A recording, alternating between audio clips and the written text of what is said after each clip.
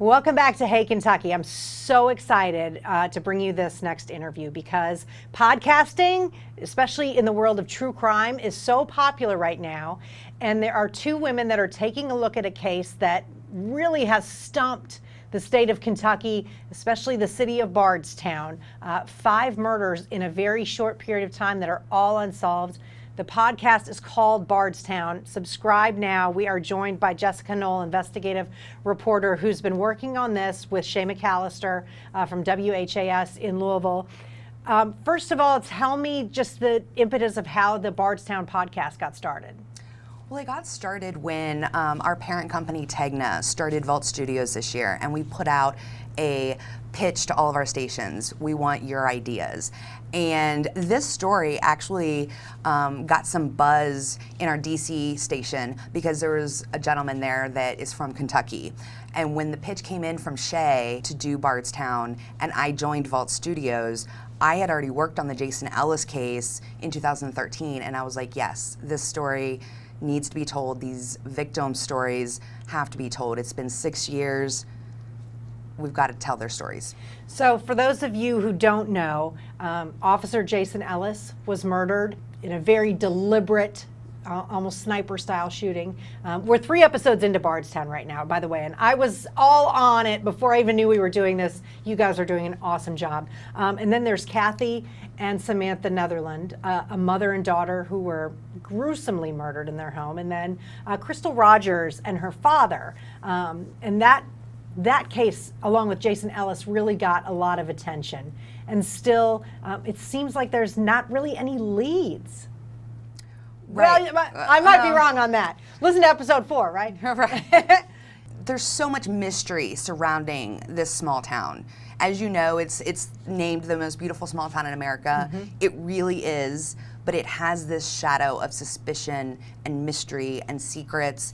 And so whether or not there are leads that are leading investigators to answers, we really don't know. All we can tell you is what they're telling us, and they're keeping things very close to the vest, which, you know, covering cold cases, that's popular with police because they don't want to give the wrong tip out there, mm-hmm. And tip off maybe someone that they're looking at. So what we can tell you is what they've told us and what we've uncovered. And so right now, no arrests have been made for the actual murders. Yes. There's been an arrest in connection to one, but only one prime suspect has been named. No one behind bars for all of these. And I think what people forget, we focus so much on the murder and the victim of that murder. But there are, you know, the victim pool ripples out, right? So these families, Jason Ellis's family, Crystal Rogers' family, the Netherlands family, they're all waiting for someone to be brought to justice, or multiple people, whoever was involved. And I have to imagine that that's something that you and Shay talk a lot about when you're prepping your interviews, figuring out where to go next. Like, the families are probably in the back of your mind all the time. Right. I mean, you gotta think Bardstown is essentially the 6th victim in this. Mm-hmm. And all of those families who are yearning for not just closure, but justice. And it was our goal to not only tell you about how these people died, but how they lived and how this has affected their families. The heartbreak is palpable in this community, not only with the families, but being such a small town, everyone knows everyone. Everyone had a connection to each one of these victims.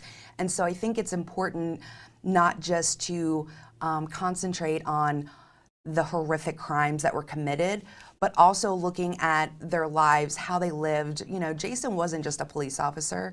He was a father and a husband and a brother and a son. And so there are all these layers to each of their stories, and I think that was really important for us to tell those layers as well. Thank you so much for being here. Really appreciate it, and hopefully for the families and the community, the answers will come soon.